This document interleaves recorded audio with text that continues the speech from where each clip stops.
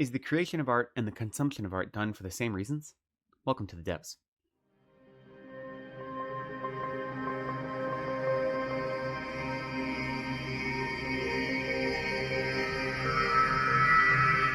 Hello, welcome back to Reading from the Devs. My name is Lecton. Thank you for spending some time with me today. So today, there are a couple of different things that came together that led me to this video. For those of you that have been here for a while, you know that one of the things I like to talk about is the way I read books. For those of you who are new, welcome.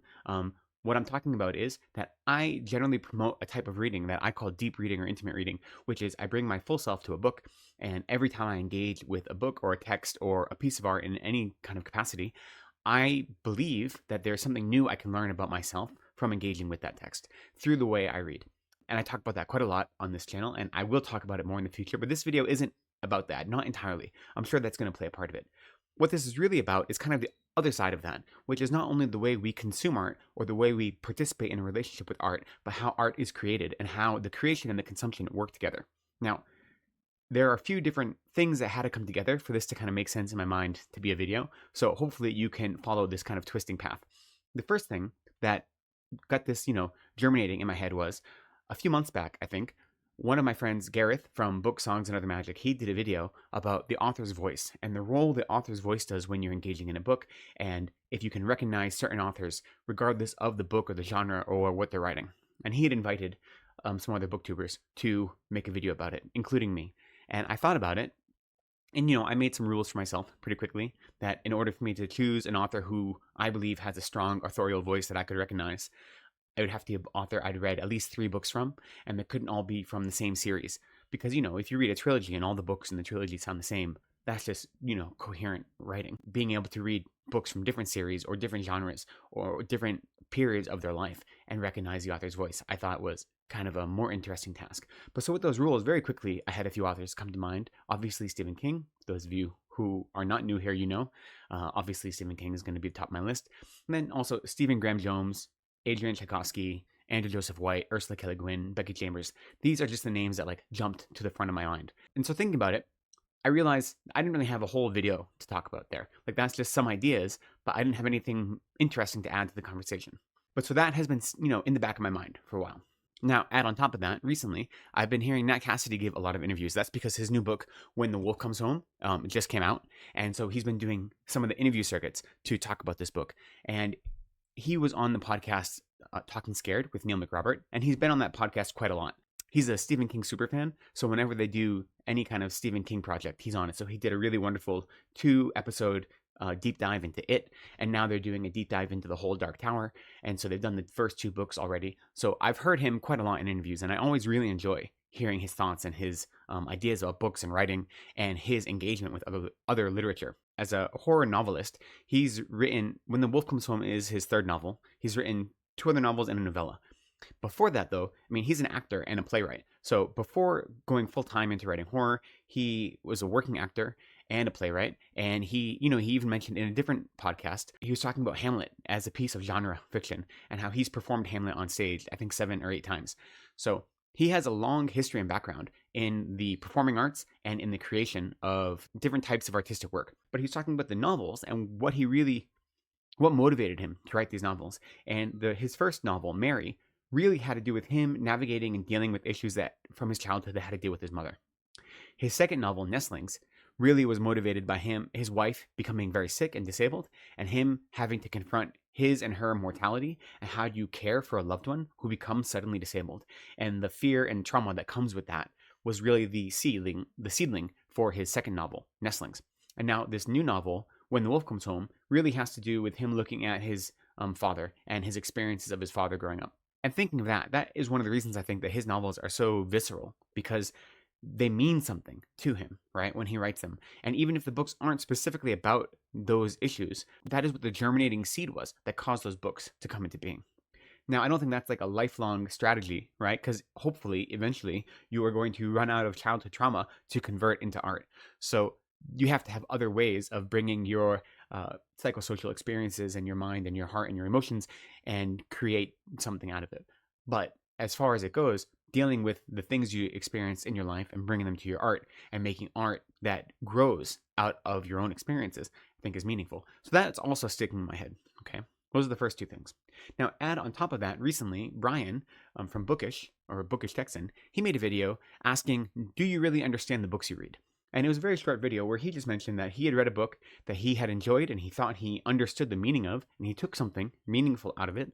And later, after he heard the author talking about the book, and what she explained the meaning to be was not what he understood the meaning to be. And it caused him to question, like, do I understand the meaning of the books I read? Or is what I'm taking from it not what the book intended? And how does that matter? Or how does that affect the reading experience?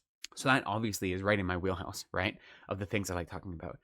And then the kind of last thing that came into place to solidify this into a video is that I'm rereading The Gunslinger, or I'm rereading the Dark Tower series by Stephen King, which starts with The Gunslinger.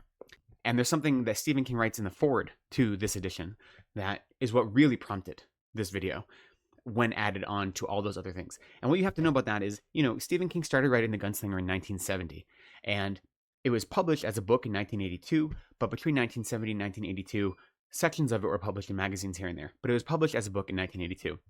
And it is the first book of the Dark Tower series, which have 7 books in the main series, and there's 1 supplementary book. So really 7 books, you could say. And the first 3 books came out in rather quick succession. Then there was a little bit of a break, and the 4th book came out. And then there was a many year break, and no more books were forthcoming. And then in 1999, he was struck by a van, and he almost died. And he decided he needed to finish Roland's story, the story of the Dark Tower. And so in 2001, he started writing again, and he wrote the last 3 books of the series. And at that time, after he finished writing those 3 books, he realized he needed to change parts of The Gunslinger, because he realized that all 7 of these books were one book. They weren't individual works. They were one large book.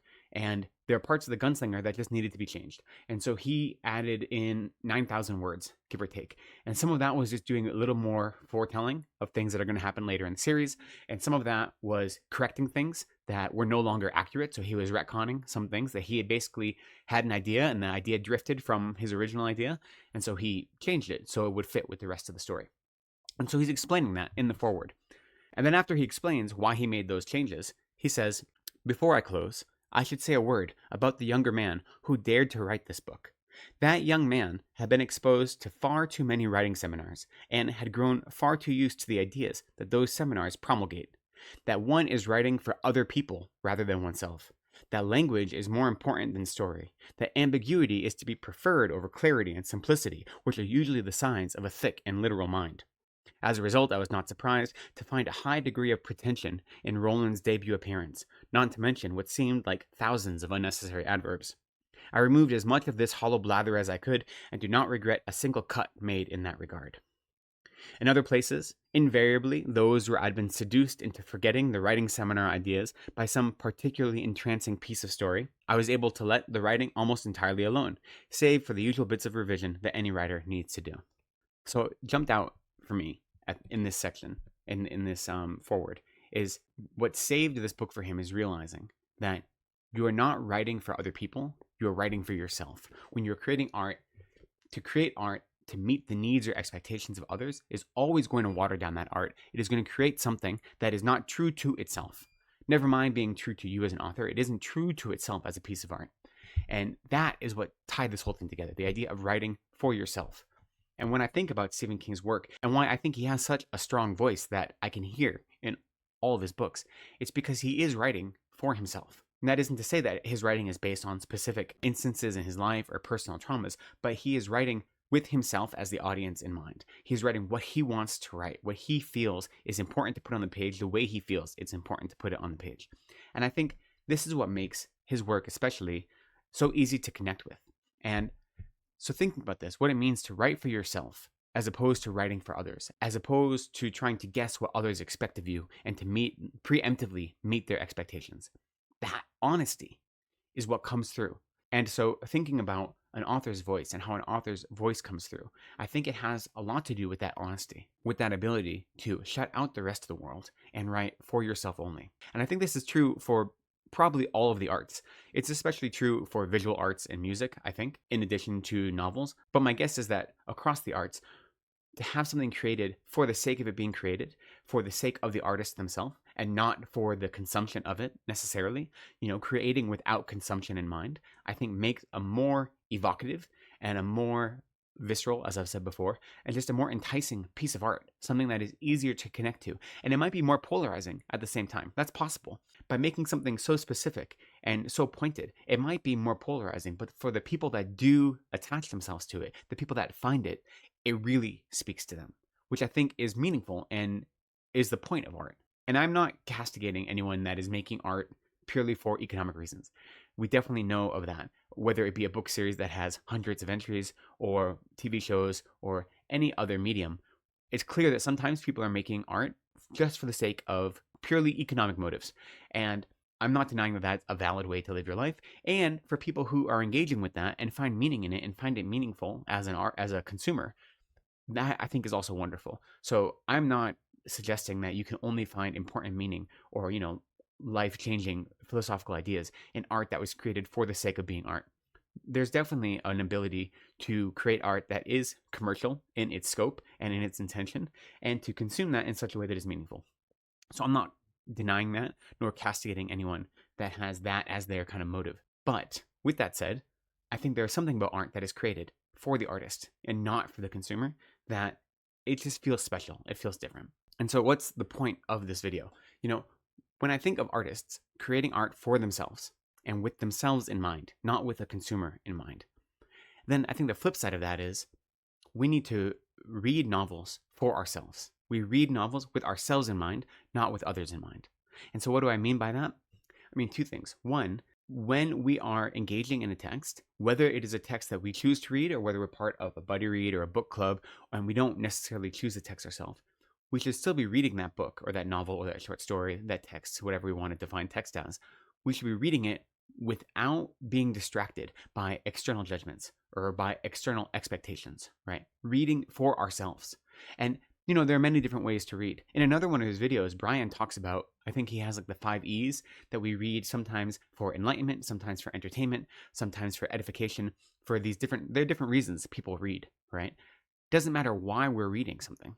We should always be reading it for ourselves. We should reorient our experience of whatever we're reading so that it is for ourselves and not for others. So we don't want to allow external factors to mediate or to kind of interfere with our reading. I think that's important. If an author is going to create art by writing for themselves, then we have a responsibility, I think, to read for ourselves and not to read to meet others' expectations of us and not to read to create an image of who we are that may not be in line with reality, but instead to read for whatever reasons motivate us to engage with the literary world, to become something new in the process of engaging with this art.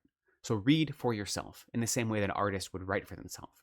And the other part of reading for yourself, I think, is that when you're reading something, when you're creating this relationship with text, whatever meaning comes from that is more important than any of the meaning anyone else has, and more important than the meaning that may or may not be intended by the author. You are creating something new in the act of reading, and what is most important in that act of creation is the meaning that you get from it. So if what you get out of the text is not what was intended, quote unquote, by the author, or if what you get out of the text is wildly different than what everyone else gets out of the text, or other people that you're reading it with, or that have reviewed it get out of the text, that's only important insofar as it gives you an opportunity to learn something new about yourself. But to compare yourself to others and to say that I didn't get what they got out of it, therefore my reading experience was diminished or lessened, that I think is the wrong way to go about reading. I think that the meaning we get from a text is a meaning we create in our relationship with that text. And so in the same way a writer is writing for themselves, we need to read for ourselves. And by reading for ourselves, what we're doing is creating something new and prioritizing our own experiences. That's what has to happen when you engage in art, is to prioritize your experience of the art, because that is what's meaningful. I can look at a painting all day and have people tell me how seeing this painting changed their lives. But if I don't have that experience, then all of their explanations isn't going to make me feel that. But if I look at something, whether it be a painting or a piece of art, or I read something and something about it sparks something in me that no one else has, that spark, a spark that is only for me, that's so much more important. And so to look at that spark and say this spark isn't important because other people don't see it, they don't feel it, or it wasn't intended by the creator, that is foolish. And it's such a denial of our capacity to experience art in meaningful ways. So in the same way that authors need to write for themselves, I think we need to read for ourselves and not read for the sake of others, if that makes sense. Now, the one other thing I'd add to this is that the idea of writing what you want to write, writing for yourself and not for others, I think doesn't only have to apply to the way we engage with art, but it can also apply to our whole lives. And what I mean by that is not that we should only be focused on ourselves and be self-centered and not worry about others. That is like the antithesis to how I lead my life as a Tibetan Buddhist. The foundation of Tibetan Buddhism is working to benefit all sentient beings, is to being of service to all sentient beings. That's what I've devoted my life to, is putting others' happiness and others' needs above my own. So I'm not saying that we shouldn't worry about others and be self-centered. Instead, what I'm saying is that we need to have a kind of rigorous self-assessment and a fundamental honesty when we look at how we engage in the world around us and all of our activities. And what I mean by that is whenever you're about to embark on any activity, whether it be something mundane or something, spiritual or something somewhere in between, it's important to look at why we're doing these activities. What is motivating us to participate in whatever this activity is? And be honest with why we're doing that. And realize that if we can simply realign our motivation or our intention, then what we can do is reframe that activity in such a way to make it more meaningful. So as an example, think about having to do chores around the house, especially chores you don't want to do. In almost every household, whether it be a household with a partnership or with a family, with children or with friends or housemates, there's always going to be chores that no one wants to do, right? And it just might be your turn to do those chores. So you can go about doing those chores with an attitude that is not wanting to do it, that is frustrated that you are tasked with these jobs, that is, even more frustrated with your roommates or your partner or your children who never do this work or they always leave it to you. There are all of these kind of negative minds that you can have going into this work. Or you can look at this as an opportunity to do something for your partner, for your children, for your housemate. Do something for them that they don't want to do. So you are engaging in a task that is slightly unpleasant, but by doing so, you are eliminating some worldly suffering on their behalf. It doesn't change the task you have to do, but you've reframed it in your mind. Instead of being something that is drudgery, something that is causing you distress, it's an opportunity for you to be of service to others. It is an opportunity for you to rewrite the story, right? And so by assessing what your motivation is before you engage in that activity, and then by saying, I want to be doing this for myself, writing for yourself, not for others, being honest, having a fundamental honesty that analyzes how and why I engage in all the actions I do in the world. That fundamental honesty lets me reframe things so they not overwhelm me, and so they can all be opportunities for me to experience joy. Because when I am doing something to help others, that's a joyful experience, right? It isn't one that pulls me down. It isn't one that depresses me. It isn't one that bores me. But when I'm doing something just because I have to do it, because it's an obligation, because it's expected of me, and that's the only reason, and it's something I don't want to do, and I don't have any other motivation going into it, then it's never going to be pleasant. So by reframing it, I'm not changing the task, but I'm changing my attitude about the task. By changing my attitude about the task, then I change my experience of the task. And by changing my experience of the task, I no longer am weighed down by it. So I've found a little bit of freedom in my life. And not found freedom. I've created freedom for myself. I've created opportunity for joy that wasn't there before. And no, this is me going on a rant, right? But this all connects to the same thing for me. When I read Stephen King saying that in writing workshops, you're taught to write for others, not yourself. And that is a bit of advice he had to forget in order to really engage with the story the way he wanted to. That just made me think about how I engage in the world. And am I engaging in the world based on fundamental honesty of looking at who I am and why I do the things I do? Or am I doing it because of how I expect others to perceive me and the obligations or the expectations of others? So engaging with something on your own terms for your own reasons. Whether that be reading or consuming art or creating a relationship with art, or whether it be engaging in your worldly activities. I think this is an idea that is motivating to me and is inspiring to me. And it unlocks a way to engage, especially in art, because that's the purpose of this channel, right? The way to engage in novels that allows me to find more meaning in them, because I can appreciate that regardless of why the writer wrote that novel. It could have been for purely commercial reasons, or they could have been doing as King advises, which is to write for yourself and not for others. Regardless of that, if I'm reading this for myself, if I am not weighed down by the expectations of others, if I am not weighed down by what others might think of me because I'm reading this novel, or because my interpretation of the novel is different from others, if I don't allow any of that to affect me, then I can find something meaningful in that novel that may be common to everyone or may be uncommon to me. And that makes that experience worthwhile.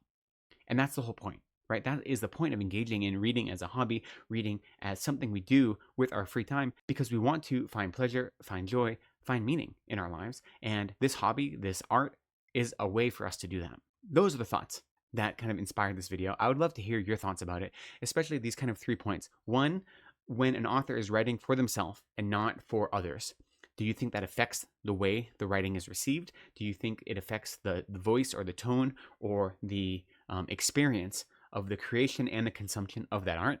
That's the first thing. And then reading for yourself, what are your thoughts about that? If you're reading for your own sake and you're not reading with the expectations of others, how does that affect your reading? Especially if you're reading a book that you may not have chosen the title, but you're part of a group read or a buddy read or something like that, where you are assigned a book.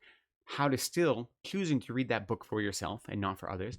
Is that a way to transform your experience of that book? And then the idea of bringing this concept of writing for yourself, not for others, of having a fundamental honesty, analyzing what it is that is motivating the actions that you take in this world and applying that to all of your worldly actions. Does that sound like an interesting prospect? Does it sound like I am straying too far from the path? What are your thoughts about bringing that fundamental honesty to your everyday life? And is there a possibility you see that that can transform your experience of your worldly actions? So those are the 3 kind of big things that I am playing with and trying to connect from those random sources. I hope you followed me on this journey, and I'd love to hear any of your thoughts about it down below in the comments. But for now, I'll say thank you for spending some time with me today. I appreciate you. Please be kind to yourselves, take care of each other, and go slowly.